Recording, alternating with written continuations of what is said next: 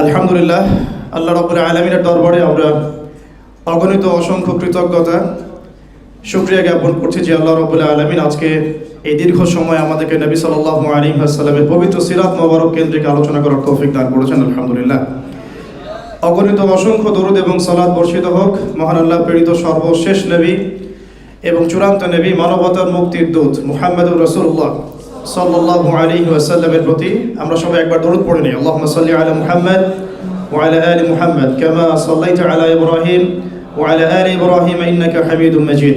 আল্লাহুম্মা বারিক আলা মুহাম্মদ ওয়া আলা আলি মুহাম্মদ কামা বারাকতা আলা ইব্রাহিম ওয়া আলা আলি ইব্রাহিম ইন্নাকা হামিদুম মাজিদ। সম্মানিত উপস্থিতি, দিনী ভাইয়েরা এবং পর্দার আড়ালে আমাদের মা বোনেরা, আলোচনা অনেক হয়েছে আজকে আলহামদুলিল্লাহ। আমার মনে হয় আপনারা পুরো সিরাত সম্পর্কে জানতে পেরেছেন আলহামদুলিল্লাহ। মনে আছে তো, না ভুলে গেছেন? আলহামদুলিল্লাহ। এখন পুরো সিরাতটাকে শর্ট সময়ের মধ্যে সামারি করাটা খুবই ডিফিকাল্ট। এই জন্য আমরা আপনাদের সবার হাতে একটা করে সিরাতের বই তুলে দিয়েছি এবং আমি বিনীত অনুরোধ করব প্রত্যেককে এই সিরাতের বইটা মুখস্থ করে ফেলার জন্য। আলোচনা বিজ্ঞ ওলামায়ে কেরাম যেভাবে করেছেন, এতে আমার আলাদা করে কথা বলার কোনো প্রয়োজন নাই।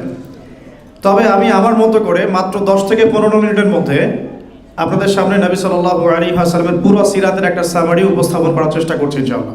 ওয়া মা তাওফীকি ইল্লা বিল্লাহ আলাইহি তাওয়াক্কালতু ওয়া ইলাইহি উনীব। এরপর ইনশাআল্লাহ আমরা আমাদের কাঙ্ক্ষিত যে প্রতিযোগী তাদের পুরস্কার বিতরণ অনুষ্ঠান শুরু করব ইনশাআল্লাহ। আপনারা অল্প একটু সময় এতক্ষণ ধৈর্য ধরেছেন, আল্লাহর ওয়াস্তে আরও কিছু সময় ধৈর্য ধরুন। পারবেন তো ইনশাআল্লাহ? প্রথম কথা, ভূমিকা লম্বা না করে প্রথম কথা বলতে চাই যে আল্লাহ রাব্বুল আলামিন এই মহাবিশ্ব সৃষ্টি করেছেন এবং এই মহাবিশ্বে নবী সাল্লাল্লাহু আলাইহি ওয়াসাল্লামের মতো উত্তম কোনো সৃষ্টি নাই। সুবহানাল্লাহ, ঠিক আছে? আল্লাহ রাব্বুল আলামিন এই মহাবিশ্বে পৃথিবী বা আর্থ যে সৃষ্টি করেছেন, এই আর্থের মধ্যে আল্লাহ রাব্বুল আলামিন তার খলিফা হিসেবে আমাদেরকে পাঠিয়েছেন। কি হিসেবে? এবং প্রথম খলিফা হচ্ছেন আদম আলাইহিস সালাম। কে? তাদেরকে জান্নাতে রাখা হয়েছিল। আদম আলাইহিস সালাম এবং মা হাওয়া আলাইহিস সালাম, তাদেরকে জান্নাতে রাখা হয়েছিল। আপনারা বিস্তারিত ঘটনা জানেন। ইবলিস প্ররোচিত করেছে গাছের কাছেও যেও না, কিন্তু তারা গাছের ফল খেয়ে ফেলেছে। এরপরে আমরা পৃথিবীতে এসেছি। পৃথিবীতে আসার পরে আল্লাহ রাব্বুল আলামিন শর্ত দিয়ে দিয়েছিলেন। সূরা বাকারায় আপনারা পাবেন, কুল নাহবিতু মিনহা জামিআ, তোমরা সবাই পৃথিবীতে নেমে যাও। সবাই বলতে এখানে আদম আলাইহিস সালাম, হাওয়া আলাইহিস সালাম, ইবলিস যে সিজদা করে নাই, ফাসাজাদু ইল্লা ইবলিস, ওয়া ইয কুলনা লিল মালায়েকা উসজুদু লি আদম ফাসাজাদু ইল্লা ইবলিস আবা ওয়াস্তাকবার। তো এই ইবলিস প্ররোচিত করে আমাদের পিতামাতাকে এই যে পৃথিবীতে পাঠিয়ে দেওয়া হলো। জান্নাত থেকে তারা পৃথিবীতে নেমে আসলেন। আল্লাহ রাব্বুল আলামিন এই দুনিয়ার জীবন সম্পর্কে দুইটা ফিলোসফি দিলেন, একদম দুইটা দর্শন। এক, আল্লাহ পাক বলছেন কুল নাহবিতু মিনহা জামিআ, তোমরা সবাই এখন পৃথিবীতে নেমে যাও। ফাইম্মা ইয়াতিয়ান্নাকুম মিন্নি হুদান, তোমাদের কাছে আমার পক্ষ থেকে হেদায়েত আসবে। কি আসবে? হেদায়েত মানে হচ্ছে নবী, রাসূল এবং কিতাব। হেদায়েত মানে কি? নবী, রাসূল এবং কিতাব। তোমাদের কাছে আমার পক্ষ থেকে হেদায়েত আসবে। ফামান তাবিআ হুদায়া ফালা খাউফুন আলাইহিম ওয়ালা হুম ইয়াহজানুন, যারা আমার সেই হেদায়েত মেনে চলবে, অর্থাৎ আমার প্রেরিত নবী, রাসূল এবং কিতাবের অনুসরণ করবে এবং তাদের সুন্নাহর অনুসরণ করবে, ফালা খাউফুন আলাইহিম ওয়ালা হুম ইয়াহজানুন, তাদের কোনো ভয় নাই, কোনো দুশ্চিন্তা নাই। এটা ফিলোসফি নাম্বার 1, ঠিক আছে? আর 2 নম্বর হচ্ছে ওয়াল্লাযীনা কাফারু ওয়া কাযযাবু বিআয়াতিনা, আর যারা আমার এই হেদায়েত অর্থাৎ আমার নবী, রাসূল, আমার কিতাব আমার প্রেরিত নবী, রাসূল এবং তাদের সুন্নাহ এগুলোকে অস্বীকার করবে এবং মিথ্যা প্রতিপন্ন করবে, ফাউলাইকা আসহাবুন নার, তারা হচ্ছে জাহান্নামের অধিবাসী, হুম ফিহা খালিদুন, তারা সেখানে চিরস্থায়ী হবে। এই সিলসিলা শুরু হয়েছে আদম আলাইহিস সালাম থেকে। এভাবেই পরবর্তীতে নূহ আলাইহিস সালাম, ইব্রাহিম, দাউদ, সুলাইমান, ইসমাঈল, যত নবীর নাম আমরা পাই, ইউসুফ, ইয়াকুব, ঠিক আছে, মুসা আলাইহিস সালাম, ঈসা ইবনে মারইয়াম, এভাবে প্রত্যেক যুগে যুগে আল্লাহ রাব্বুল আলামিন এই ফিলোসফি ফলো করে নবী, রাসূল পাঠিয়েছেন, কিতাব নাজিল করেছেন, মানুষকে সতর্ক করেছেন। যারা কিতাব মেনে নিয়েছে, সুন্নাহ মেনে নিয়েছে, আল্লাহর হুকুম মেনেছে, তারা জান্নাতে চলে গেছে ইনশাআল্লাহ। দুনিয়াতেও সফল হয়েছে, পরকালে জান্নাত। আর যারা মানে নাই, অস্বীকার করেছে, নবী, রাসূলের সুন্নাহ ফলো করে নাই, আল্লাহর কিতাবের আনুগত্য করেনি এবং আল্লাহর দাসত্ব করে নাই, তারা জাহান্নামে চলে গেছে। সিম্পল। এই সিলসিলায় বলা হয় যে 1,24,000 নবী রাসূল এসেছেন। সুবহানাল্লাহ। এই 1,24,000 নবী রাসূলের মধ্যে সর্বশ্রেষ্ঠ এবং সর্বশেষ নবী হিসেবে আল্লাহ রাব্বুল আলামিন সাইয়্যিদুল মুরসালিন মুহাম্মদুর রাসূলুল্লাহ সাল্লাল্লাহু আলাইহি ওয়াসাল্লামকে পাঠিয়েছেন। সুবহানাল্লাহ। আর আমরা হচ্ছি সেই নবীর সৌভাগ্যবান উম্মত। সুবহানাল্লাহ। যখন নবীগণ তার উম্মত হওয়ার জন্য আকাঙ্ক্ষা করতেন, আল্লাহ পাক আমাদেরকে না চাইতেই তার উম্মত করেছেন। সুবহানাল্লাহ। আল্লাহ পাক তো আপনাকে জিজ্ঞাসা করেন নাই তোমাকে কোন নবীর উম্মত বানাবো। আল্লাহ পাক তো আমাকে জিজ্ঞাসা করেন নাই তোমাকে মুসলমান বানাবো না হিন্দু পরিবারে জন্ম দিব। জিজ্ঞাসা করেছেন? এই শুকরিয়াটা আদায় করে আমরা কিয়ামত পর্যন্ত শেষ করতে পারবো না যে এক, আমরা মুসলিম পরিবার জন্ম নিয়েছি, সেকেন্ড, আমরা মুহাম্মদ সাল্লাল্লাহু আলাইহি ওয়াসাল্লামের উম্মত হয়েছে। দুর্ভাগ্যজনক, উম্মত হওয়ার পরেও আমরা তার সিরাত সম্পর্কে অবগত নই, তার সুন্নাহ আমাদের ভিতরে নাই। ভিতরের মধ্যে থাকলে হয়তো ব্যক্তি জীবনে আছে, ইকোনমিক সেকশনও নাই, পলিটিক্সও তো বালাই নাই, শিক্ষাক্ষেত্রে নাই, সংস্কৃতির মধ্যে নাই। আমরা একটা পার্সিয়াল চিন্তা করি, যেমনটা আমাদের অনেক ভাই আলোচনা নিয়ে আসছেন আর কি। তা আমি ওইদিকে যেতে যাচ্ছি না। এখন আমরা এই সৌভাগ্যবান উম্মত, আমাদের অনেক দায়িত্ব আছে। এই দায়িত্বগুলোর মধ্যে অন্যতম হচ্ছে নবী সাল্লাল্লাহু আলাইহি ওয়াসাল্লামের সিরাত শেখা, জানা এবং সেই অনুযায়ী আমল করা এবং সিরাতের শিক্ষাগুলোকে সমাজে বাস্তবায়ন করা। আমি রাইট অর রং? ঠিক আছে কথা?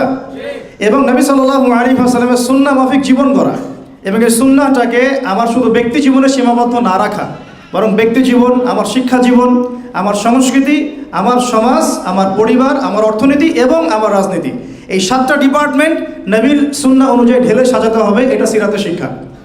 কথা ঠিক আছে? এখন এই 23 বছরের সিরাতের জীবনটা আমরা যদি একটু মেমোরাইজ করি, এভাবে করতে পারি। আপনাকে একটু পিছনে আসতে হবে। নবী করিম সাল্লাল্লাহু আলাইহি ওয়াসাল্লাম এমন একটা যুগে জন্মগ্রহণ করেছেন বা বেড়ে উঠেছেন, যে যুগটা অনেকটা আমাদের এই সো কল্ড, যে কি বলবো, সো কল্ড সভ্য এবং কালচার্ড, সো কল্ড কালচার্ড যে সোসাইটি আমরা বলি, অনেকটা এমন একটা গডলেস ওয়ার্ল্ড এখন যেভাবে ফাংশন করছে, ঠিক এইরকম একটা পরিবেশে নবী সাল্লাল্লাহু আলাইহি ওয়াসাল্লাম জন্ম নিয়েছেন। আমি মিলাই দিচ্ছি। নবী সাল্লাল্লাহু আলাইহি ওয়াসাল্লাম যখন আইয়ামে জাহিলিয়াতে জন্ম নিয়েছেন, সেখানে বেড়ে উঠেছেন, ওই যুগের মধ্যে শিরকের ছড়াছড়ি ছিল। এখনকার বিশ্বের মধ্যে আছে কি নাই? আপনি আপনার ভিশনটাকে একটু বড় করেন, পরিবারের গণ্ডি, সমাজের গণ্ডি, রাষ্ট্র বাদ দিয়ে বিশ্বের দিকে তাকান। ওইভাবে চিন্তা করেন যে এখনকার বিশ্বের পলিটিক্স, ইকোনমিক্স, শিক্ষা, সংস্কৃতি এগুলো শিরকের উপর দাঁড়িয়ে আছে কি নাই? এটা বোঝার জন্য আলাদা লেকচার দরকার, সেটা আপনারা অনলাইনে দেখে নেবেন। 1, 2 নাম্বার, তৎকালীন আবু জেহেলের যুগটা ছিল সুদে পরিপূর্ণ। কিসে? অর্থনীতি মানে রিবা আর রিবা। এখনকার বিশ্বে কি আছে? রিবা আর রিবা। 3 নাম্বার, ওই সময়টা ছিল মাদকের যুগ। কিসের যুগ? এখনকার যুগটা কিসের যুগ? ইয়াং জেনারেশনের মূল প্রবলেম কি? মাদক। 4 নাম্বার, ওই যুগটা ছিল গোত্রীয় হানাহানির যুগ। কিসের যুগ? তো এখন গোত্রীয় হানাহানিকে ব্যাখ্যা করতে হবে? এটা ধর্মীয় হানাহানি এবং পলিটিক্যাল হানাহানিতেও রূপ নিয়েছে, আমরা বুঝতেই পারছি। আর 5 নাম্বার, ওই যুগের মূল সমস্যা ছিল আরেকটা, সেটা হলো নারী জাতির অবমাননা। জিনা প্রচুর ছিল, মেয়েদের বেপরদামি বেশি ছিল, ব্যভিচার বেশি ছিল, জুয়া হতো। এগুলো ছিল কি না? তাহলে এই যে আইয়ামে জাহিলিয়াতের যে মৌলিক সমস্যাগুলো, এই সমস্যাগুলো এখনকার বিশ্বে আছে না নাই? আর আমি বলতে চাচ্ছি যে নবী সাল্লাল্লাহু আলাইহি ওয়াসাল্লাম একটা পুত পবিত্র সমাজে জন্ম নেন নাই। আপনারা কি আছেন আমার সাথে? নবী সাল্লাল্লাহু আলাইহি ওয়াসাল্লাম একটা পুত পবিত্র সমাজে জন্ম নেন নাই, বরং আমাদের এই রাষ্ট্র, সমাজ বা বিশ্বের মতোই একটা জাহেলি পরিবেশে জন্ম নিয়েছিলেন। ওখানেই বেড়ে উঠেছেন, যেখানে শিরকের ছড়াছড়ি, সুদের ছড়াছড়ি, জেনার ছড়াছড়ি, ব্যভিচারের ছড়াছড়ি, জুয়ার ছড়াছড়ি, মেয়েদের সাথে অবমাননা হচ্ছে, তারপরে গোত্রীয় হানাহানি হচ্ছে, মাদকের ছড়াছড়ি। এখন নবী সাল্লাল্লাহু আলাইহি ওয়াসাল্লাম এই সমাজে বড় হয়েও নিজে কখনো এই জাহিলিয়াতের সাথে আপোষ করেন নাই। সিরাতের প্রথম শিক্ষা যে আমরা যে পরিবেশে আছি, এখানে নিজেরা সেফ থাকতে হবে, নিজেরা সেফ থেকে জাহিলিয়াতের সাথে আপোষ করা যাবে না। আমি নিজে এবং আমার পরিবার, আমার আন্ডারে যারা আছে তাদেরকে এই জাহিলিয়াত থেকে দূরে রাখবো ইনশাআল্লাহ। এটা প্রথম শিক্ষা। ওই দোহাই দেওয়া যাবে না যে সমাজ তো নষ্ট হয়ে গেছে, রাষ্ট্র তো এই সমস্যা, বিশ্বে তো এই সমস্যা, না। ওই সময়ও এই সমস্যাগুলো ছিল, তারপরেও কিন্তু নবী সাল্লাল্লাহু আলাইহি ওয়াসাল্লাম নিজে কখনো মিথ্যা বলেন নাই, নিজে কখনো আমানতের খেয়ানত করেন নাই। ওই সময় তাকে মানুষ আল আমিন বলছে, সাদিক আল আমিন, সাদিক আল আমিন। এবার তিনি সমাজ পরিবর্তনের চেষ্টা করছেন, হেল্পফুল ফিউচার তৈরি করছেন ইত্যাদি ইত্যাদি, কিন্তু পরিপূর্ণ অ্যাপ্রোপ্রিয়েট রেজাল্টটা পাওয়া যাচ্ছে না, কারণ তখনও ওহী নাজিল হচ্ছে না। আপনি সমাজ, রাষ্ট্র, বিশ্ব পরিবর্তন করতে পারবেন না যতক্ষণ পর্যন্ত আপনি ওই সমাজ, ওই রাষ্ট্র এবং ওই বিশ্বের স্রষ্টা আল্লাহর বিধান অনুযায়ী চলছেন না। সিম্পল কথা, ঠিক আছে? নিজের মন গড়া কোনো ফিলোসফি দিয়ে, বুদ্ধিভিত্তিক যে ফিলোসফিগুলো আমাদের বা মানবরচিত বিধান দিয়ে, নিজের মন গড়া ফিলোসফি দিয়ে, দর্শন দিয়ে আপনি সমাজের সমস্যাগুলোকে সলভ করতে পারবেন না। কারণ সমাজের সৃষ্টিকর্তা যিনি, সেই আল্লাহর যখন দাসত্ব করা হবে এবং তার পক্ষ থেকে আনিত সেই হুদান, হেদায়াত বা ওহির বিধানগুলো যখন বাস্তবায়ন করা হবে, সমাজ সুন্দর হয়ে যাবে ইনশাআল্লাহ। এটার ঘাটতি ছিল তখন নবী সাল্লাল্লাহু আলাইহি ওয়াসাল্লাম একাকিত্ব অবলম্বন করা শুরু করলেন। যেহেতু পারছেন না, তার ভালো লাগছে না পরিবেশ। আপনি যদি 5 ওয়াক্ত নামাজ পড়েন, মাত্র 5 ওয়াক্ত নামাজ, অন্য কোনো আমলও না করেন, আপনার গান শুনতে ভালো লাগবে না, ঠিক আছে কথা?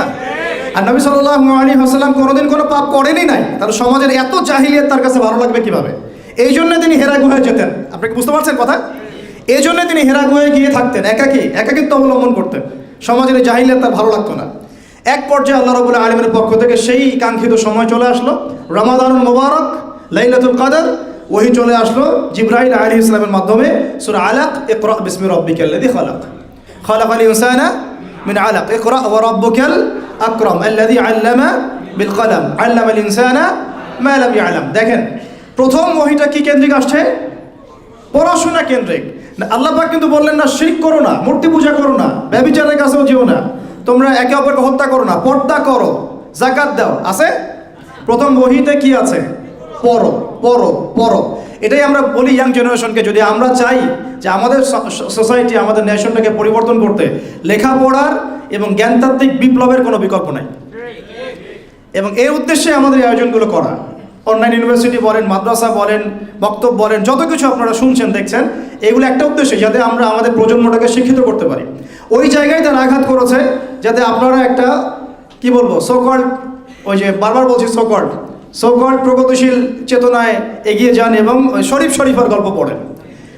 এই উদ্দেশ্যে আপনাদেরকে শিক্ষাক্ষেত্রে এভাবে মূল ইসলামিক ট্র্যাক থেকে সরিয়ে ফেলা হচ্ছে। তো প্রিয় ভাইরা, এখানে ওহী আসার পরে নবী সাল্লাল্লাহু আলাইহি ওয়াসাল্লাম একটা গাইডেন্স পাচ্ছেন আল্লাহর পক্ষ থেকে সমাজ পরিবর্তনের জন্য। এবার তিনি মিশনে নামলেন।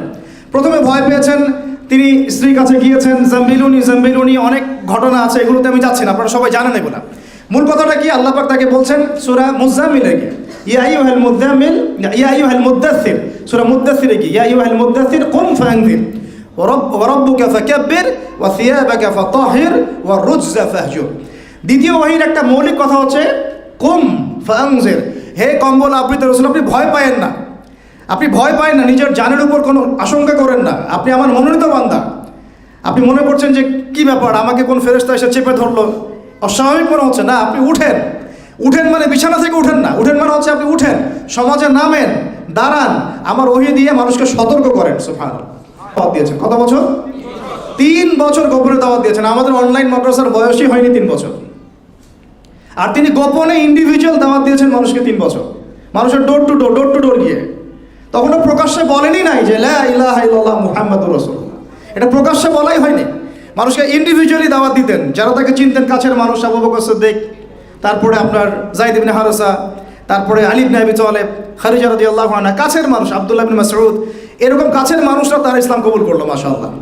প্রথম 3 বছরের ওই সাহাবীরাই কিন্তু বদরে ছিলেন, তারাই কিন্তু উহুদে ছিলেন, তারাই কিন্তু পুরো জীবন নবী সাল্লাল্লাহু আলাইহি ওয়াসাল্লামের পাশে একেবারে ছায়ার মতো দাঁড়িয়েছিলেন, ঠিক আছে কথা? এবার 4র্থ বছর থেকে প্রকাশ্যে দাওয়াত শুরু হলো। কেন? কারণ এই সময় থেকে আল্লাহ রাব্বুল আলামিন যেমন আদেশ করলেন, ওয়ানজির আশিরাতাকাল আকরাবিন, তুমি তোমার নিকট আত্মীয়দেরকে প্রকাশ্যে দাওয়াত দাও এবং কাছের তোমার গোত্রদেরকে দাওয়াত দাও। তিনি সাফা পাহাড়ের পাদদেশে উঠলেন, সবাইকে দাওয়াত দিলেন। আবু লাহাব ঢিল ছুড়ল, সূরা লাহাব নাজিল হলো, জানেন তো এগুলো আপনারা, ওইদিকে যাচ্ছি না আমি। এখন কখন আরো প্রকাশ্য রূপ লাভ করলো? যখন ওমর আর হামজার মতো সাহাবীরা ইসলাম কবুল করলেন। সুবহানাল্লাহ। মানে আমরা যখন দাওয়াতের মুভমেন্ট করব বা একটা রেভলিউশনের চেষ্টা করব, তখন যখন শক্তিশালী মানুষদেরকে আমাদের পক্ষে আনার চেষ্টা করতে হবে, এবং সেটা দাওয়াতের মাধ্যমে। কিসের মাধ্যমে? এই জন্য আমরা বলি আমাদের দাওয়াত সর্বমহলে দিতে হবে। আমার যুবকদেরকে, যুবতীদেরকে, আমাদের বাচ্চাদেরকে, আমাদের মা বোনদেরকে, আমাদের সরকারকে, প্রশাসনকে, মানে প্রত্যেকটা সেক্টরের ভাই বোনদেরকে খুঁজে দাওয়াত দিতে হবে। কাউকে দূরে ঠেলে দেওয়া যাবে না। কে জানে তাদের মধ্য থেকে হামজা বের হতে পারে, পারে কি না? তাদের মধ্য থেকে ওমর ইবনুল খাত্তাবের জন্ম হতে পারে কি না? এইটা আমাদের কাজ। তো নবী সাল্লাল্লাহু আলাইহি ওয়াসাল্লাম চতুর্থ থেকে দশম এই 7টা বছর এইভাবে প্রকাশ্যে দাওয়াত দেওয়া শুরু করলেন, যখন হামজা, ওমর এইরকম বড় বড় কিছু সাহাবী ইসলাম কবুল করলেন এবং আল্লাহ পাক আদেশ করলেন। আর যখনই প্রকাশ্যে দাওয়াত শুরু হলো, তখনই নির্যাতন, নিপীড়ন, অত্যাচার চূড়ান্ত মাত্রায় বাড়তে লাগলো। প্রথম 3 বছর কিন্তু এত নির্যাতন ছিল না, ছিল। চতুর্থ থেকে দশম বছর পর্যন্ত আপনি যান, দেখবেন নির্যাতনের মাত্রা শেষ নাই। সাহাবীদেরকে মারা হচ্ছে, পিটানো হচ্ছে, কাউকে সম্পত্তি থেকে বহিষ্কার করা হচ্ছে, কাউকে কি ওই যে তপ্ত মরুভূমির মধ্যে শুইয়ে দিয়ে পিটানো হচ্ছে, কত কি হয়েছে, এগুলো আলাদা আপনারা শুনেছেন, ওস্তাদরা বলেছেন। এখন এই 7 বছর কিন্তু নবী সাল্লাল্লাহু আলাইহি ওয়াসাল্লাম সাহাবীদেরকে বলেননি যে তোমরাও প্রতিবাদ করো, বলেছেন? বরং তিনি বলেছেন সাবরান আলা ইয়াসির ফাইন্নামা ওয়াইদাকুমুল জান্নাহ, তোমরা সবর করো, ধৈর্য ধরো, ইনশাআল্লাহ এর প্রতিদান হচ্ছে জান্নাত। কারণ ওই সময় প্রতিহত করার মতো শক্তি আমাদের ছিল না, বা ছিল না বললে আমি ঠিক কিছুটা ভুল করব, আল্লাহ পাকের পক্ষ থেকে আদেশটা আসে নাই, ঠিক আছে? ওই সময় কিন্তু হামজা রাদিয়াল্লাহু আনহু বলছিলেন যে ইয়া রাসূলুল্লাহ আর কত, আপনি বললে আমরা এখন প্রতিবাদ করি। হ্যাঁ, একদিন একজন সাহাবী এসে বলছেন ইয়া রাসূলুল্লাহ আর কত সহ্য করবো, আপনি বদদুয়া করেন ওদের প্রতি। নবী সাল্লাল্লাহু আলাইহি ওয়াসাল্লাম বলছেন না, একদিন দেখবে আমার এই দিন মাশরিক আর মাগরিবে পৌঁছে যাবে, ওই সুদূর হীরা নগরী থেকে একজন আসবে, এসে তাওয়াফ করে যাবে, হজ করে যাবে, কেউ তার কোনো ক্ষতি করবে না, আল্লাহকে ছাড়া সে কাউকে ভয় করবে না। ওয়ালাকিন্নাকুম তাস্তাজিলুন, কিন্তু তোমরা খুব তাড়াহুড়া করছো। কি করছো? এই ভুলটা আমরা করছি বাংলাদেশের মানুষ। আমরা দিন প্রতিষ্ঠার ক্ষেত্রে এই ভুলটা করছি, আমরা খুবই তাড়াহুড়া করছি। আমরা মনে করছি যে এখনই করতে হবে, এভাবেই করতে হবে, আজকেই করতে হবে। একটা সিলসিলা আছে, একটা ট্র্যাক আছে, একটা কনস্ট্রাকটিভ সিরাতের আমাদের সামনে রোল মডেল আছে, আমাকে সেই পথে হাঁটতে হবে। এবং নবী সাল্লাল্লাহু আলাইহি ওয়াসাল্লাম সাহাবীদের মধ্যে ঐক্য রেখেছিলেন, বিভক্ত হয়ে যান নাই, আমরা বিভক্ত হয়ে গেছি। তিনি যা আদেশ করতেন সাহাবীরা সামি'না ওয়া আতা'না, শুনলাম মানলাম। আমাদের জনগণ এমন না, শোনে মানে এমন না, একটা কথা বলবেন উল্টাটা করবে। এখানে জামাআ পাবেন না, আপনি ইমারা পাচ্ছেন না, একজন সুযোগ্য নেতা পাচ্ছেন না যার আন্ডারে সবাই পিছনে গিয়ে দাঁড়াবে। আছে? বলেন সত্যি কথা? নাই, সবাই সবার মতো কাজ করছি আমরা। ওকে ফাইন, কাজগুলোকে সমন্বয় করতে হবে, এটা হচ্ছে আমাদের কাজ, আমাদের একটা ভিশন। এখন নবী সাল্লাল্লাহু আলাইহি ওয়াসাল্লাম এই 7 বছরে আমাদেরকে অস্ত্র হাতে প্রতিহত করতে বলেন না, বরং তিনি বলেছেন সবর করতে, হিকমার সাথে দাওয়াত দিতে। ওরা যদি আমাদেরকে খারাপ কিছু থ্রো করে, আমাদেরকে ভালো থ্রো করতে বলা হয়েছে, ঠিক আছে? ওরা খারাপভাবে যদি আমাদের সাথে কোনো অ্যাটিটিউড করে বা অ্যাটেম্প নিয়ে আসে, আমাদেরকে বলা হচ্ছে তোমরা কল্যাণ দিয়ে এর প্রতিবাদ করো, আরও ভালোটা দিয়ে করো। এই জায়গায় আমাদের ল্যাকিংস আছে কি নাই? আছে। এরপরে কি হলো, নবী সাল্লাল্লাহু আলাইহি ওয়াসাল্লাম দেখলেন যে অত্যাচারের মাত্রা প্রচণ্ড বেড়ে গেছে, তখন দুর্বল সাহাবীদেরকে তিনি বললেন তোমরা আবিসিনিয়াতে চলে যাও। কোথায়? আবিসিনিয়া। দেখেন, প্রথম হিজরত কিন্তু মদিনা হয়নি, কোথায় হয়েছে? সেখানে বাদশা নাজাশী ছিলেন একজন খ্রিস্টান। এই পশ্চিমা সভ্যতার খ্রিস্টানদের মতো না, যারা ছেলে ছেলে বিয়ে করে, নাউজুবিল্লাহ, ওই রকম না। বরং তিনি ছিলেন একজন সৎ খ্রিস্টান, যিনি ঈসা আলাইহিস সালামের প্রতি ঈমান নিয়ে এসেছিলেন, এবং তিনি পরবর্তীতে মুসলিমও হয়েছেন, মুসলমানদেরকে আশ্রয় দিয়েছিলেন। সূরা মারিয়ামের তেলাওয়াত শুনে মুসলমান হয়ে গেছেন, আলহামদুলিল্লাহ। মুসলমানদেরকে এমন সাহায্য তিনি করেছেন যেটা আসলে হয়তো আমরাও করতে পারবো কিনা আল্লাহ ভালো জানেন, ঠিক আছে? তো এখন তিনি যখন ইন্তেকাল করেন, নবী সাল্লাল্লাহু আলাইহি ওয়াসাল্লাম তার গায়েবানা জানাজাও কিন্তু পড়েছেন। এই বাচ্চা নাজাশীর কথা বলছি। তার রাজ্যে তিনি মুসলমানদেরকে আশ্রয় দিলেন, তারা শান্তিতে থাকতে লাগলেন। এইদিকে দাওয়াতের মেহনত চলতে লাগলো মক্কায়। চলতে চলতে দেখা যাচ্ছে মক্কাতে 3 বছর বয়কট করে দিল আমাদেরকে। মনে আছে 3 বছর বয়কট?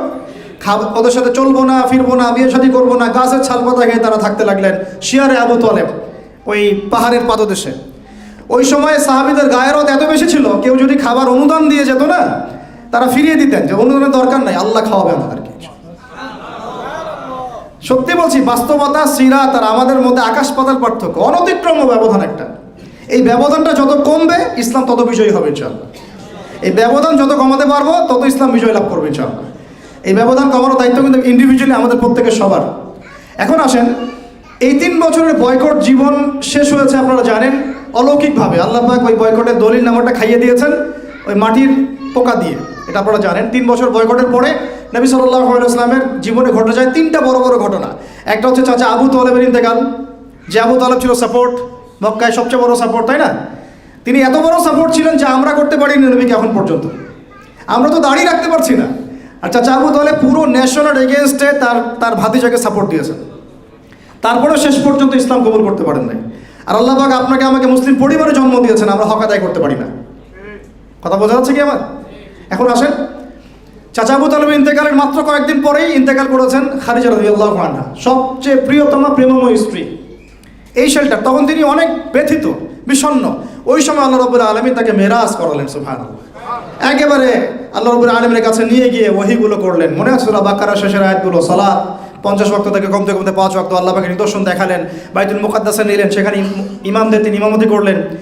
আল্লাহ পাক তার কষ্ট ভুলিয়ে দিলেন। এরপরে ইসলামের টার্নিং পয়েন্ট চলে আসে। এরপরে 11তম বছরে, এর আগে নবী সাল্লাল্লাহু আলাইহি ওয়াসাল্লাম তায়েফে গিয়েছেন। তায়েফের আলোচনা আপনারা শুনেছেন। সেখানে আব্দু ইয়ালাইল, আব্দুল মাসউদ, হাবিব বিন আমর তারা ইসলাম কবুল করে নাই, বরং তায়েফবাসী নবীকে মেরেছে, রক্তাক্ত করেছে, ফিরিয়ে দিয়েছে। এবং এই ফিরিয়ে দেওয়ার ঘটনা কত হৃদয় বিদারক ছিল সেটা আমরা আলী বিন হাবিব ভাইয়ের মুখ থেকে শুনেছি। এখন তিনি কিন্তু বদদোয়া করেন নাই, বরং তিনি তায়েফবাসীর জন্য দোয়া করেছেন যে আমি আশা করি যে আল্লাহ পাক তাদের ঔরস থেকে এমন প্রজন্ম বের করবে যারা পরবর্তীতে আল্লাহর প্রতি ঈমান আনবে ইনশাআল্লাহ। তো দেখেন, আমাদের দায়ীদের মধ্যে, আমাদের যারা ইসলাম প্রতিষ্ঠায় আমরা কাজ করতে চাই বা স্বপ্ন দেখি, আমাদের মধ্যে কি এই সুরতটা আছে? এইরকম মানে ওপেন মাইন্ডেড একটা হৃদ্যতা আছে কি? এই মাইন্ডেড নাই, বরং আমরা সিলি একটা ইস্যু নিয়েও বদদোয়া করে ফেলি মানুষকে। আল্লাহ নবী সাল্লাল্লাহু আলাইহি ওয়াসাল্লাম বদদোয়া তো করেন নাই, পুরা উল্টা দোয়া করলেন তাদের জন্য। অপশন দেওয়া হচ্ছিল, পাহাড় পর্বত ফেরেশতা একেবারে চাপ দিয়ে মালাকুল জিবাল ওদেরকে শেষ করে দিবে, তিনি করেন নাই। আপনারা আবু হুরায়রা রাদিয়াল্লাহু আনহুর নাম শুনেছেন? সবচেয়ে বেশি হাদিস বর্ণনাকারীদের একজন। হ্যাঁ, তিনি কিন্তু তায়েফবাসীদের যে উপগোত্রগুলো আছে তার একটা উপগোত্রের মানুষ। ওই দিন যদি তিনি বদদোয়া করতেন, আমরা আবু হুরায়রা রাদিয়াল্লাহু আনহুকে পেতাম না। বুঝতে পারিনি মনে। এরপরে যাক আলহামদুলিল্লাহ, নবী সাল্লাল্লাহু আলাইহি ওয়াসাল্লাম মক্কায় ঢুকলেন। আল্লাহ রাব্বুল আলামিন মদিনা থেকে এবার 11 নম্বর বছরে 6 জন যুবককে পাঠালেন। কয়জন?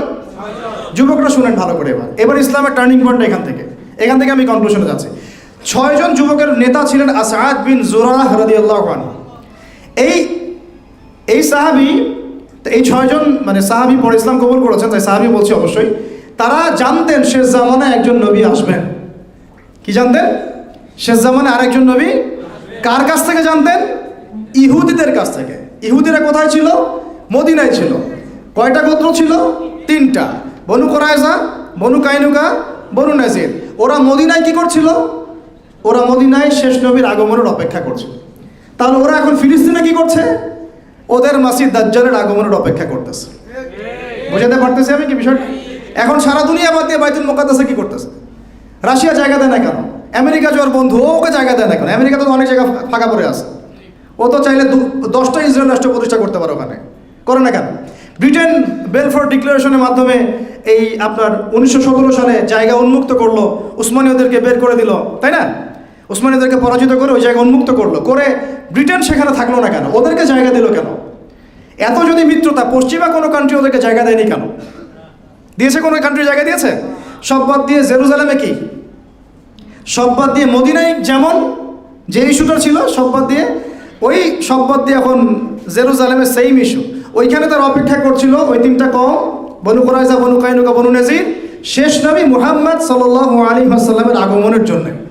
এবং তাকে পেলে তারা বায়াত করতো, করে ইসলাম কবুল করে ধন্য হতো, দুনিয়া আখিরাতে সফল হতো। এটা ছিল ওদের শেষ অপশন। এই কাজটা না করার ফলে তাদের নাম ইয়াহুদ থেকে মাকদুব হয়েছে। ইয়াহুদ থেকে কি হয়েছে? মাকদুব হয়েছে, গায়রুল মাকদুবি আলাইহিম ওয়ালাদ-দালিন। আর বনু ইসরাইল থেকে ইয়াহুদ কেন হয়েছে? ঈসা আলাইহিস সালামকে অস্বীকার করার কারণে। বুঝতে পারতেছি? ঈসা আলাইহিস সালামকে অস্বীকার করার কারণে বনু ইসরাইল থেকে ইয়াহুদ হয়েছে। আর মুহাম্মদ সাল্লাল্লাহু আলাইহি ওয়াসাল্লামকে অস্বীকার করার মধ্য দিয়ে ইয়াহুদ থেকে কি হচ্ছে? মাকদুব, অভিশপ্ত। এরপর আর কোনো লেভেল নাই, শেষ। একবারে ওর দরজা বন্ধ হয়ে গেছে। এরপর সর্বশেষ চান্স ছিল ওইটাই, শেষ। তো ওরা এখন এখানে কি করে? উত্তর হচ্ছে ওরা ওদের মাসিহ দাজ্জালের আগমনের অপেক্ষা করছে ওখানে, এবং তার জন্যে একটা হোলি ল্যান্ডে একটা স্টেট কায়েম করার চেষ্টা করছে, যেটাতে মোটামুটি তারা 80% ডান। তো এই জিনিসগুলো আমাদেরকে এসকাটোলজির জ্ঞান শেখার জন্য উদ্বুদ্ধ করবে ইনশাআল্লাহ। আমরা অনুরোধ করব সিরাতের সাথে, কোরআনের সাথে, হাদিসের সাথে, ইতিহাসের সাথে সমসাময়িক বিশ্বের সম্পর্কে জ্ঞান অর্জন করেন। এটা আপনাদের জন্য অনেক বেশি জরুরি। আল্লাহ পাক তৌফিক দান করে দেন। এখন ওদিকে আমি যাচ্ছি না, লম্বা করবো না, আমি শেষ করে দিচ্ছি ভাই। যে এই কোন জায়গা ছিলাম? 6 জন যুবক যখন চলে আসলেন, এসে বায়াত করলেন একদম ইনস্ট্যান্ট। তারা জানতেন তিনি নবী। কোরআন তেলাওয়াত শুনিয়েছেন, বুঝে ফেলেছেন কোরআন শুনিয়ে ইনি শেষ নবী, বায়াত করে চলে গেলেন মদিনায়। পরের বছর তারা আরও 6 জনকে নিয়ে আসলেন, মোট 12 জন। কতজন? মোট 12 জন। এই 12 জন যখন ইসলাম কবুল করলেন, নবী সাল্লাল্লাহু আলাইহি ওয়াসাল্লাম তাদের সাথে একজন দাঈ আল্লাহকে পাঠিয়ে দিলেন। তার নাম হচ্ছে মুসআব বিন উমাইর রাদিয়াল্লাহু আনহু, যিনি কিন্তু ধনীর দুলাল ছিলেন, সব ছেড়ে দিয়েছেন ইসলামের জন্য, একদম সব। শেষে তাকে দাফন করার জন্য একটা কাপড়ও পাওয়া যায় নাই, ঘাস দিয়ে তাকে দাফন করা হয়েছে উহুদের মাঠে। তো মুসআব বিন উমাইর রাদিয়াল্লাহু আনহুকে আল্লাহ নবী পাঠিয়ে দিলেন, তুমি যাও মদিনায় দাওয়াতি কাজ করো। কিসের কাজ করো? দাওয়াতি কাজ করো। কার জন্যে? কোনো দলের পক্ষে, কোনো ব্যক্তির পক্ষে, নাকি আল্লাহর জন্যে? শুধুমাত্র আল্লাহর দিকে মানুষকে ডাকবা, আর আমাকে শেষ নবী হিসেবে মানবে, এই ইতাআতের দিকে তুমি ডাকবা। তিনি গেলেন। আল্লাহ পাক তাকে এত বরকত দিয়েছিলেন আলহামদুলিল্লাহ, মাত্র 1 বছরে, কত বছর? 1 বছরে মদিনার 75টা ফ্যামিলি ইসলাম কবুল করেছে আলহামদুলিল্লাহ। এটা কিন্তু ছোট সংখ্যা না, ওই সময় প্রেক্ষাপটের সংখ্যাটা অনেক বড়। আর তাদের মধ্যে নেতৃস্থানীয় অনেক ব্যক্তির বর্গ ছিল আলহামদুলিল্লাহ। নেতৃস্থানীয় ব্যক্তি যাদের কথা অন্যরা শুনে, এমন অনেক মানুষ ছিল সেখানে। তো আওস ও খাজরাজ যখন ইসলাম কবুল করলো, তখন নবী সাল্লাল্লাহু আলাইহি ওয়াসাল্লামের উপরে হিজরত করার আদেশটা আসলো। এবার আপনি হিজরত করতে পারেন। নবী সাল্লাল্লাহু আলাইহি ওয়াসাল্লাম এবার গিয়ে হিজরত করলেন মদিনায়। তাহলে প্রেক্ষাপটটা তৈরি হয়েছে মক্কায়, আর মদিনায় রাষ্ট্র কায়েমের প্রেক্ষাপট আগে থেকেই দাওয়াতের মাধ্যমে তৈরি হয়েছিল। এবার সেখানে গিয়ে তিনি যা করলেন, তিনি তখন আর কিন্তু দুর্বল নন, মানে মুসলমানরা তখন আর কি না, দুর্বল না, সাহাবীরা নির্যাতিত না, তারা একটা ভূখণ্ড পেলেন, একটা জনসমষ্টি পেলেন, একটা সার্বভৌমত্ব পেলেন, একটা রাষ্ট্রের ফাংশন যা যা লাগে সবই পেলেন। সেখানে গিয়ে তিনি মক্কার মতো দারুল আরকামের মতো মসজিদ নববী নির্মাণ করলেন, তার আগে মসজিদে কুবা নির্মাণ করেছেন, ঠিক আছে কথা। তারপরে তিনি আনসার আর মুহাজিরদের মধ্যে ভ্রাতৃত্বের বন্ধন স্থাপন করলেন, মানে ঐক্য লাগবে আপনার, তাছাড়া আমরা দিন প্রতিষ্ঠা করতে পারবো না। তারপরে তিনি ইহুদিদের সাথে অন্যদের সাথে মদিনা সনদ করলেন, ঠিক আছে। এই সনদগুলো ভঙ্গ করেছিল ইহুদিরা। তার ফলশ্রুতিতে বনু কাইনুকাকে বের করা হয়েছে, বনু নাজিরকে বের করা হয়েছে, বনু কোরাইজাকে বের করা হয়েছে, যুদ্ধগুলো হয়েছে। এরপরে সামরিক বাহিনী গঠন হয়েছে, অর্থনীতির ভিত্তি শক্ত করা হয়েছে, সারিয়া অভিযানগুলো শুরু হয়েছে। আপনারা অনেকে মনে করেন যে বদর মনে হয় প্রথম যুদ্ধ, না, বদরের আগে অনেকগুলো সারিয়া হয়েছে। সারিয়া সেই যুদ্ধগুলোকে বলা হয় যেখানে নবী সাল্লাল্লাহু আলাইহি ওয়াসাল্লাম নিজে উপস্থিত ছিলেন না, অন্যকে দায়িত্ব দিয়েছেন, ঠিক আছে। আর হ্যাঁ ঠিক আছে, সারিয়াটাকে বলে যেখানে নবী সাল্লাল্লাহু আলাইহি ওয়াসাল্লাম নিজে উপস্থিত ছিলেন না, অন্যকে দায়িত্ব দিয়েছেন। আর যে যুদ্ধে তিনি নিজে উপস্থিত ছিলেন তার নাম কি? গাজওয়া। তো এই কয়েকটা সারিয়া হওয়ার পরে আবু সুফিয়ানের কাফেলা যাচ্ছিল শামে, ওইটাকে আক্রমণ করাকে কেন্দ্র করে ঘটনা ঘটে গেল, এবং এটাকে কেন্দ্র করে বদরের প্রেক্ষাপট তৈরি হলো। এবং বদরের যুদ্ধ মুসলমানরা জয়লাভ করলো, আপনারা জানেন, একদম বিশাল ব্যবধানে 70 জন কাফের মারা গেল, 70 জনকে বন্দী করা হলো। মুসলমানরা মাশাআল্লাহ পুরো বিশ্বকে জানাই দিল যে একটা শক্তি রাইজ করেছে আলহামদুলিল্লাহ, যেটা কারো সামনে মাথা নত করবে না ইল্লাল্লাহ, আল্লাহ ছাড়া, কথা ঠিক আছে। এরপর উহুদে তারা প্রতিশোধ দিতে আসলো। কি করতে আসলো? কিসের প্রতিশোধ? বদরে পরাজয়ের প্রতিশোধ। এই যুদ্ধটা আমরা প্রায় জিতেই গিয়েছিলাম, একটা ভুল, মাত্র কয়টা ভুল? একটা খালি ভুল। কি ভুল বলেন তো? ওই যে জাবাল রুমার উপর দাঁড়িয়ে থাকবা, ওখান থেকে নামবা না। জাবাল রুমার উপর দাঁড়িয়ে থাকবা, ওখান থেকে নামবা না। সাহাবীরা নেমে আসছিলেন অল্প কয়েকজন ছাড়া। এই সুযোগটা নিয়েই খালিদ বিন ওয়ালিদ রাদিয়াল্লাহু আনহু, তিনি তখন মুসলিম হন নাই, পিছন দিক থেকে এসে একেবারে ইনস্ট্যান্ট অনেক সাহাবী, প্রায় 70 জন সাহাবী শাহাদাত বরণ করলেন। আমি যদি আপনাদেরকে উহুদের মাঠটা দেখাতে পারতাম কোনো ইয়াতে, মানে প্রজেক্টরের মাধ্যমে, এবং ওখানে উপস্থিত থেকে আমরা এটা দেখেছি যে কোন দিকে মুসলমানরা ছিল, কোন দিকে কাফেররা ছিল, কোন দিক থেকে আক্রমণটা হয়েছে, এটা আমি ওই মাঠে গেলে বোঝাতে পারবো আপনাকে স্ট্র্যাটেজি কেমন ছিল। যাই হোক, মুসলমানরা দুই দিকে চাপে পড়ে গিয়েছিল, এতে করে উহুদের যুদ্ধে একটা সাময়িক বিপর্যয় শুরু হয়ে যায়। আপনারা জানেন ফলাফল কী হয়েছে। আমাদের নবী সাল্লাল্লাহু আলাইহি ওয়াসাল্লাম স্বয়ং নিজেও মার খেয়েছেন সাল্লাল্লাহু আলাইহি ওয়াসাল্লাম, যেটা আপনারা আলোচনা শুনেছেন ইতিমধ্যে। এরপরে তারা আরও বড় শক্তি ক্রিয়েট করেছিল খন্দকের যুদ্ধে আক্রমণ করার জন্য। খন্দকের খাল করা হয়েছে সালমান আল ফারিসি রাদিয়াল্লাহু আনহুর পরামর্শে। তো খন্দক যুদ্ধের খাল নবী সাল্লাল্লাহু আলাইহি ওয়াসাল্লাম নিজে খুঁড়েছেন, মনে আছে আপনাদের, পেটে পাথর বেঁধে।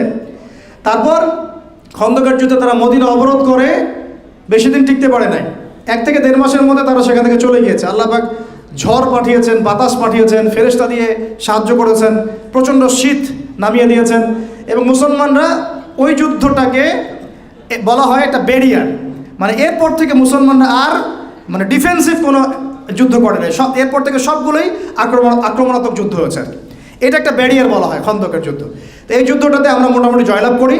তারপরে নবী করিম সাল্লাল্লাহু আলাইহি ওয়াসাল্লাম দাওয়াতের মেহনত বাড়ান, সারি অভিযানগুলো বাড়ান। এক পর্যায়ে স্বপ্ন দেখছেন যে তিনি বাইতুল্লাহ তাওয়াফ করছেন। সাহাবীরা চিন্তা করলেন, হ্যাঁ আমরা ইনশাআল্লাহ উমরা করতে যাব বা হজ করতে যাব ইত্যাদি ইত্যাদি।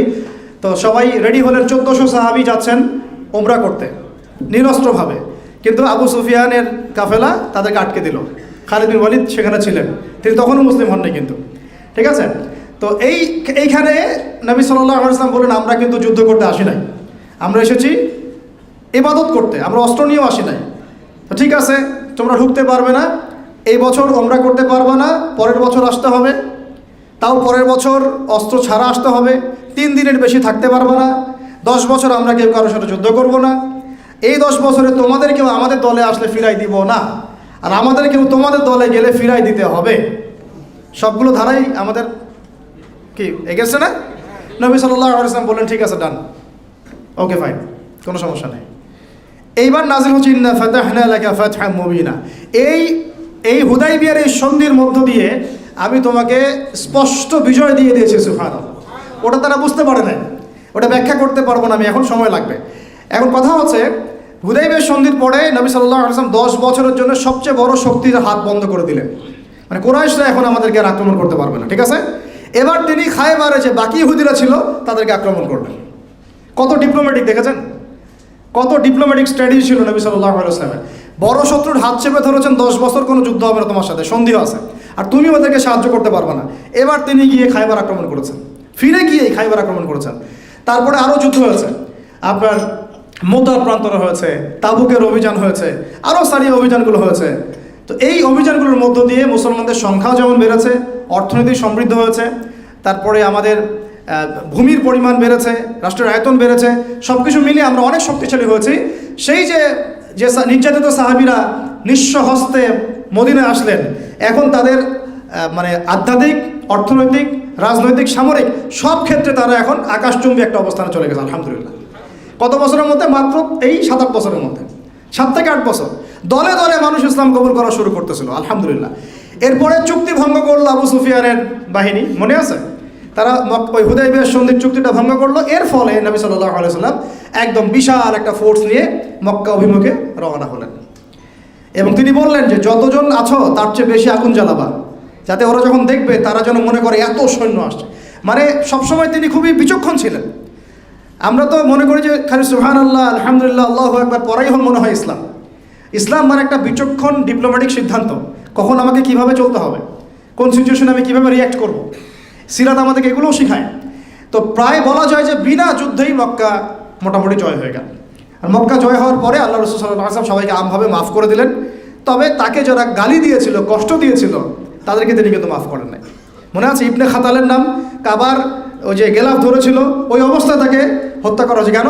সে নবী সাল্লাল্লাহু আলাইহি ওয়াসাল্লামকে গালি দিয়েছিল। তার তখন অথরিটি আছে। তিনি খালিদ বিন ওয়ালিদ রাদিয়াল্লাহু আনহু, আলী ইবনে আবি তালেব তাদেরকে পাঠালেন, দেখো আরবের উপদ্বীপে কোনো মূর্তি টুর্তি আছে নাকি, থাকলে ভেঙে গুড়িয়ে দিবা, কবর থাকলে একদম সমান করে ফেলবা। এই কাজে তারা বেরিয়ে গেলেন। এইদিকে আপনার তাবুক অভিযান তো হয়েছে পরবর্তীতে, এর আগে তায়েফেও একটা অভিযান হয়েছে, তারপরে হুনাইনে একটা যুদ্ধ হয়েছে। এভাবে ইসলাম কিন্তু আরও সম্প্রসারিত হতে লাগলো। হওয়ার পরে নবী সাল্লাল্লাহু আলাইহি ওয়াসাল্লাম সর্বশেষে গিয়ে বিদায় হজটা করলেন। হজ কিন্তু তিনি একবারই করেছেন। কয়বার? একবারই করেছেন। এই হজে তিনি মৌলিকভাবে অনেকগুলো 4-5টা ভাষণ দিয়েছেন। মূল কথাগুলো তিনি বলে গেলেন। ওই যে আইয়ামে জাহিলিয়াতের সুদ আমি আমার পায়ের তলে পিষ্ট করে গেলাম, এটা আমাদের নবীজি বলে গিয়েছেন। ওই সুদের উপর এখনকার অর্থনীতি দাঁড়িয়ে আছে। কথা বুঝতে পারছেন? আবার ওই জাহিলিয়াতকে ডেকে নিয়ে আসছে এরা, যেটা নবী সাল্লাল্লাহু আলাইহি ওয়াসাল্লাম তার পায়ের তলে দাফন করে গিয়েছিলেন। তিনি বললেন, দেখো আরও বড় কোনো ভেদাভেদ নাই, সাদা কালো কোনো ভেদাভেদ নাই, ধনী গরিব কোনো ভেদাভেদ নাই, শুধুমাত্র তাকওয়ার মানদণ্ডে বিচার হবে, কে সবচেয়ে বড় মুমিন আর কে কম, তার চেয়ে মানে নিচু স্তরের মুমিন। এটা কিসের মানদণ্ড হবে? তাকওয়ার মানদণ্ডে। আরও বড় কোনো ভেদাভেদ নাই, সুদ পায়ের তলে দাফন করে গেলাম। তোমরা মেয়েদের ব্যাপারে সতর্ক থেকো, তোমাদের দাস দাসীর ব্যাপারে সতর্ক থেকো, তারপরে তোমরা পরস্পর ভাই ভাই হয়ে যাও, আজকের পর তোমরা বিভক্ত হবে না। আমি রেখে যাচ্ছি 2টা জিনিস, 2টা বিষয় বস্তু, একটা হলো কোরআন, একটা সুন্নাহ, সুন্নাতে নবীহি, আর একটা কিতাবুল্লাহ। লান তাদিল্লু মা তামাসসাকতুম বিহিমা, তোমরা কোনোদিন পথভ্রষ্ট হবে না যতদিন এই 2টাকে আঁকড়ে ধরে রাখবে। তো এভাবে তিনি অনেকগুলো নসিহত করলেন। তার মধ্যে শেষের দিকে এই বিদায় হজ ভাষণের শেষে মনে হয় তিনি 80 থেকে 83 দিন বেঁচেছিলেন, 80 থেকে 83 দিন। এবার তিনি মদিনায় ফিরে যান, অসুস্থ হয়ে পড়েন। অসুস্থ অবস্থায় তিনি আরও কিছু নসিহত করেছেন। যেমন তিনি বলেছেন সালাতের ব্যাপারে সর্বোচ্চ গুরুত্ব দিবে, তোমাদের অধীনস্থদের ব্যাপারে গুরুত্ব দিবে, রাষ্ট্র কোনো দূত আসলে ওকে সম্মান করবে, আরব উপদ্বীপ থেকে ইহুদিদেরকে বের করে দিবে। দেখেন ওরা আজকে আরব উপদ্বীপ শাসন করতেছে। এগুলো নবীর শেষ নসিহতগুলো। আমার কবরকে উপাসনার জায়গা বানাবা না, এগুলো আপনারা সবাই জানেন, আমি ওইটা বিস্তারিত বলতে যাচ্ছি না। এরকম করে তিনি অনেকগুলো শেষ নসিহত করে দুনিয়া থেকে বিদায় নিয়ে আল্লাহর সান্নিধ্যে চলে গেলেন এবং আমাদের হাতে এই ইসলামটাকে আমানত রেখে গেলেন। বলে গেলেন যে এরপরে তো আর কোনো নবী আসবে না, কিন্তু আলেম ওলামা থাকবেন, তারা নবী আম্বিয়া কেরাম তাদের উত্তরসূরি। আজকে ওলামায়ে কেরাম আছেন, এভাবে যুগ যুগ ধরে, এরপরে যুগ যুগ ধরে চলতে আসছেই। আবু বকর সিদ্দিকের 2 বছর 2.5 বছর ইসলামী খেলাফা এভাবে দাঁড়িয়েছিল। ওমর রাদিয়াল্লাহু আনহুর সময় ছিল প্রায় 10 বছর, উসমান রাদিয়াল্লাহু আনহুর সময় প্রায় এভাবে 12 বছর, তারপর আলী ইবনে আবি তালেবের সময় এরকম প্রায় 2-3-4 বছরের মতো একটা খিলাফার সিচুয়েশন ছিল। তারপরে উমাইয়ারা শাসন করেছে প্রায় কত বছর, মেবি 97 বা 95 বছর। আব্বাসীয়রা করেছে এরকম 550 বছর, 500 বছর। তারপর এদিকে ফাতেমিরা করেছে, কর্ডোভায় একটা খেলাফা ছিল, মামলুকরা করেছে, আইয়ুবিরা করেছে, মোগলরা করেছে, অটোম্যান এম্পায়ার তুর্কিরা করেছে। এভাবে পৃথিবী এগিয়ে গেছে প্রায় 1200 বছর। সেই বৃক্ষের ফল আমরা খেয়েছি। জাহিলিয়াতের সেই জাহেলি গাছ, মানে জাহিলিয়াতের যে বৃক্ষ, ওইটাকে উপড়ে ফেলে নবী সাল্লাল্লাহু আলাইহি ওয়াসাল্লাম যে তাওহীদের বৃক্ষ রোপণ করেছেন, সুন্নতের বৃক্ষ রোপণ করেছেন, ওইটার ফল আমরা 1250 বছর খেয়েছি। তারপরে আস্তে আস্তে এই যে ভাই তো বলেই গেলে 1789 সালের কথা বললেন, তারপরে 1773 সালের কথা বললেন। এরপর থেকে যত মতবাদগুলো আসছে, ডেমোক্রেসি, সোকল ডেমোক্রেসি, সেকুলারিজম, কমিউনিজম ইত্যাদি ইত্যাদি, গডলেস ওয়ার্ল্ড, বস্তুবাদী সভ্যতা, মেটেরিয়ালিজম, এই যে ইজমগুলো যেগুলো আসছে, যত ইজম মানবরচিত, এইগুলো এসে মানব জাতিকে আবার নতুন একটা জাহিলিয়াতের দিকে নিয়ে যাওয়ার চেষ্টা করবে। এখান থেকে আস্তে আস্তে ইসলামকে মাইনাস করতে ইসলাম মাইনাস হলো প্রথমে পলিটিক্যাল লাইফ থেকে, তারপর ইসলাম মাইনাস হলো ইকোনমিক লাইফ থেকে, তারপর ইসলাম মাইনাস হলো সংস্কৃতি থেকে, এখন ইসলাম মাইনাস হচ্ছে শিক্ষা থেকে। আর ব্যক্তি জীবনে আপনি ইসলাম পালন করলে তাদের কোনো মাথা ব্যথা নাই। আপনি ব্যক্তি জীবনে যদি তাহাজ্জুদ গোজারও হন, হাফেজ হন, আলেম হন, ঘরের কোনায় তসবিহ টিপেন, কোনো মাথা ব্যথা নাই বিশ্বের মোড়লদের। মাথা ব্যথা আছে, কিন্তু ওরা বড় বড় 4-5টা সেক্টর থেকে ইসলামকে মাইনাস করে ফেল। তারপর আবার ঘুরে ফিরে আমরা সেই নতুন আইয়ামে জাহিলিয়াতের মধ্যে চলে আসলাম, যেখানে দ্বারা আমি আপনাদের সামনে সিরাত শোনাচ্ছি। এটা হচ্ছে এখন নব্য জাহিলিয়াত, নব্য আবু জাহেলের যুগ। এইভাবে সিরাত চলেছে। এখন দেখেন এই সিরাতের 23 বছর নবী সাল্লাল্লাহু আলাইহি ওয়াসাল্লামের সাথে কত পালাবদল হয়েছে। প্রথমে ওহী এসেছে, তার মানে আমাদেরকে দিন প্রচার করতে, প্রতিষ্ঠা করতে আগে ওহীর জ্ঞান লাগবে। কিসের জ্ঞান? তারপরে তিনি গোপনে দাওয়াত দিয়েছেন, আগে আমাদেরকে ইন্ডিভিজুয়ালি দাওয়াত দিতে হবে। এই কাজগুলো অলরেডি হয়ে গেছে আলহামদুলিল্লাহ, এমন না যে নতুন করে শুরু করতে হবে। মাশাআল্লাহ এই কাজ তো হয়ে গেছে আলহামদুলিল্লাহ। এবং এখন দরকার আমাদের একটা ঐক্য। কি দরকার? ঐক্য। এবং আমাদের আপোষে ইখতিলাফগুলো ভুলে যাওয়া, একটা প্ল্যাটফর্মে আসা। তারপরে শিক্ষার একটা বিপ্লব ঘটানো, জ্ঞানের একটা রেভলিউশন ক্রিয়েট করা। তারপরে দেখেন তিনি প্রকাশ্যে দাওয়াত দিয়েছেন, যখন নির্যাতন এসেছে তিনি কিন্তু সবর করেছেন, ধৈর্য ধরেছেন। তা আমাদেরকে সবর করা শিখতে হবে, ধৈর্য ধরা শিখতে হবে। প্রয়োজনে তিনি হিজরত করে চলেও গেছেন, জান নাই? নিজেই তো চলে গেলেন। তো প্রয়োজনে, যদি প্রয়োজন হয় তাহলে এটাও আমাদের সামনে অপশন, কিন্তু এই অপশনও আপনার সামনে এখন বন্ধ। যাবেন কোথায়? যদি দেখেন একটা জায়গায় জাহিলিয়াত দিয়ে ভোট, এখন যাবেন কোথায়? বরং এখন আমাদের জাহিলিয়াতের মধ্যে থেকেই এগুলোকে দূর করার চেষ্টা করতে হচ্ছে, তাই না? এটাই আমাদের সামনে খোলা আছে রাস্তা। তারপরে দেখেন আল্লাহ পাক শক্তিশালী করেছেন দাওয়াতের সাথে সাথে। জিহাদ যখন শুরু হয়েছে, আস্তে আস্তে আস্তে আস্তে ইসলাম মদিনায় শক্তিশালী হয়েছে, আরবের মধ্যে ছড়িয়ে পড়েছে। এক পর্যায়ে মক্কা বিজয় হয়েছে। ওই মক্কা বিজয়ের পরে আরও অনেক বছর, আমি দেখালাম প্রায় 1200 থেকে 1250 বছর ইসলামী খেলাফা সারা বিশ্ব এভাবে এর সুফল ভোগ করেছে। এইভাবে সিরাতুন নবী সাল্লাল্লাহু আলাইহি ওয়াসাল্লামের আলোকে খুঁটে খুঁটে যদি আমরা পড়া শুরু করি এবং কোরআন সুন্নাহর সাথে মিলাই, নিজেরা পরিবর্তন হই, ব্যক্তিজীবন পরিবর্তন করি, পরিবারটাকে পরিবর্তন করি, আমার অর্থনীতি ঠিক করি, আমি হালালের উপর থাকি, আমার শিক্ষা ঠিক করি, আমার সংস্কৃতি ঠিক করি, এবং আমাদের ঊর্ধ্বতন কর্তৃপক্ষ যারা আছে তাদেরকে সঠিক ইসলামের মেসেজটা পৌঁছায় এবং যুগোপযোগীভাবে পৌঁছায়, প্রত্যেক ডিপার্টমেন্টে দাওয়াত পৌঁছায়। আল্লাহ চাইতে হয় এখানে ইসলাম কায়েম হবে, না হলে এটা ধ্বংস হয়ে যাবে। দুটো অপশন, হয় আমরা এই দাওয়াত দিতে দিতে দিতে দিতে ইসলামের জন্য কাজ করতে করতে নিজেরাই হালাক বা ধ্বংস হয়ে যাব, না হলে ইনশাআল্লাহ তাআলা আল্লাহর ইচ্ছায় বিইজনিল্লাহ আল্লাহর জমিনে দিন কায়েম হবে ইনশাআল্লাহ। তো এখন এই জন্য আমাদের প্রয়োজন ভাই এই কয়েকটা বিষয়। আমাদের সবার আগে দরকার একটা ওহীভিত্তিক জ্ঞানের বিপ্লব। রাজি আছেন তো ইনশাআল্লাহ? ওহীভিত্তিক জ্ঞানের বিপ্লব দরকার, পাশাপাশি দরকার আমাদের সুন্নাহ ভিত্তিক জীবনযাপন। একটা কাজও সুন্নাহর বাইরে করা যাবে না। আমাদের দরকার একটা হালাল অর্থনীতি। 4 নম্বর আমাদের দরকার আদর্শ ইসলামী পরিবার, আদর্শ ইসলামী পরিবার দরকার। 5 নম্বর দরকার সৎ কাজে আদেশ, একই সাথে অন্যায় কাজে নিষেধ। দরকার ওলামায়ে কেরামদের মধ্যে ঐক্যের প্ল্যাটফর্ম ক্রিয়েট করা, উম্মাকে আর ভাগ না করা। যথেষ্ট হয়েছে, এগুলো বন্ধ করেন আল্লাহর ওয়াস্তে। যা হয়েছে যথেষ্ট, যা হয়েছে প্রয়োজনের চেয়ে অনেক বেশি হয়ে গেছে। আমরা দেখিয়ে দিয়েছি আমরা কিভাবে বিভক্ত হতে পারি, নাউজুবিল্লাহ। তো দরকার আমাদের মধ্যে হৃদ্যতা, মহব্বত, ভালোবাসা, সালাম বিনিময়, একটা ঐক্য। তারপরে দরকার বড়দের কথা শুনে চলা, ওলামায়ে কেরাম থেকে ডিটাচ না থাকা, বরং তাদের সাথে সম্পর্ক রেখে আমাদের সামনে আগানো। এবং আমাদের সরকারকে, আমাদের প্রশাসনকে, আমাদের তরুণ তরুণী, যুবক যুবতী, কলেজ ইউনিভার্সিটির ভাই, আপনার জজ, ব্যারিস্টার, বুদ্ধিজীবী, কাউকে বাদ দেওয়া যাবে না। সবাইকেই দাওয়াত দিতে হবে। রাজি আছেন তো ইনশাআল্লাহ? সবাইকেই ইসলামের দাওয়াত দিতে হবে, কোরআনের দাওয়াত দিতে হবে, সুন্নাহর দাওয়াত দিতে হবে, সিরাতের দাওয়াত দিতে হবে। কে জানে আল্লাহ পাক চাইলে তারাও ইসলামী খেলাফা কায়েম করতে পারে। সম্ভব তো?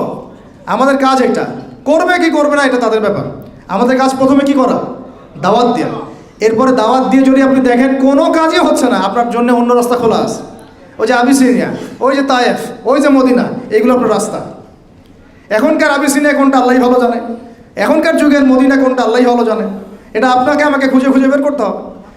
তো যাই হোক, এভাবে সিরাত নবী সাল্লাল্লাহু আলাইহি ওয়াসাল্লামের আলোকে আমরা আজকে প্রত্যয় গ্রহণ করি, দৃঢ় শপথ গ্রহণ করি যে ইনশাআল্লাহ তাআলা আমরা আমাদের ব্যক্তি জীবন থেকে শুরু করে সর্বোচ্চ লেভেল পর্যন্ত ঢেলে সাজানোর চেষ্টা করবো ইনশাআল্লাহ। সর্বপ্রথম আমরা আল্লাহর কাছে তৌফিক চাই যেন আল্লাহ রাব্বুল আলামিন আমাদের সবাইকে নবী সাল্লাল্লাহু আলাইহি ওয়াসাল্লামের সুযোগ্য উম্মাহ হওয়ার তৌফিক দান করেন। তাই নামকা বাস্তব উম্মত, মুখে ভালোবাসি এমন না, সুযোগ্য উম্মাহ হওয়ার তৌফিক দান করেন। 1 2 আল্লাহ পাক যেন আমাদেরকে তৌফিক দেন আমরা নবীকে ভালোবাসার মতো বাসতে পারি সাল্লাল্লাহু আলাইহি ওয়াসাল্লাম।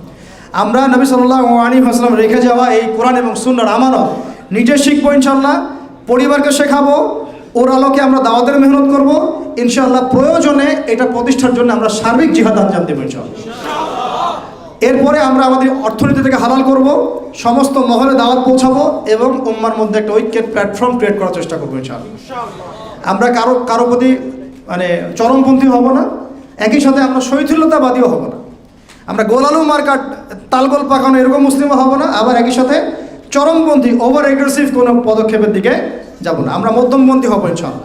এবং এইভাবে আমরা সিরাতের শিক্ষাকে কাজে লাগিয়ে আগামী দিনে আল্লাহ পাকের জমিনে আল্লাহর দিনকে প্রতিষ্ঠার চেষ্টা করবো ইনশাআল্লাহ।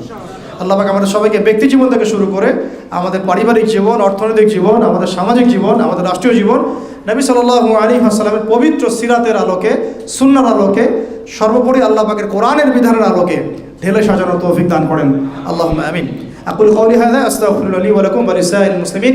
বারাকাল্লাহু লানা ওয়া লাকুম বিল আয়াতিল হাকীম। ইন্নাহু তাআলা জাওয়াদুন কারীম ওয়া রাউফুর রহিম।